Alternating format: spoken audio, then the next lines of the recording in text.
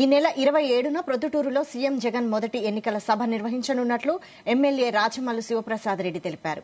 ఇడుపులపాయ నుంచి ఇచ్చాపురం వరకు సాగే ప్రచారంలో మొదటి సభ ప్రొద్దుటూరుదని వివరించారు.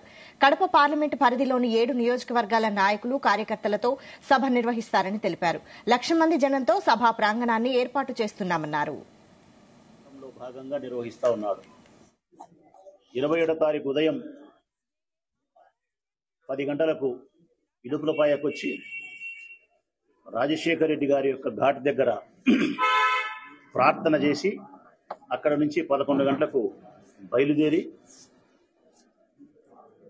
ఆ దారిలో ఉండే గ్రామాలన్నింటినీ స్పర్శిస్తూ ప్రజలను పలకరిస్తూ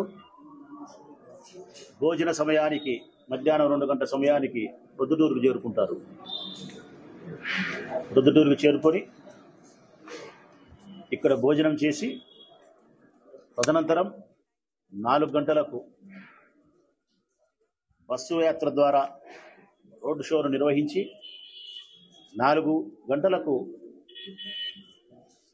పార్టీ నిర్ణయించినటువంటి సభాస్థలికి చేరుకొని 7 నియోజకవర్గాలకు సంబంధించినటువంటి కార్యకర్తలను ప్రజలను ఉద్దేశించి 1,00,000 మంది జన సమూహాన్ని ఉద్దేశించి ముఖ్యమంత్రి గారు ప్రసంగిస్తారు.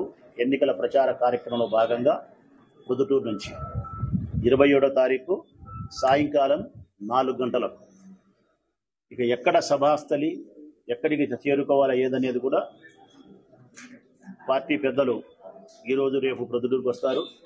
వచ్చి గ్రౌండ్ అంతా చూసి ఎక్కడైతే బాగుంటుందని చెప్పి నేను వాళ్ళు కలిసి తిరిగి నిర్ణయించి మళ్ళీ మీకు కానీ 7 నియోజకవర్గాల క్యాడర్కు ప్రజలకు కానీ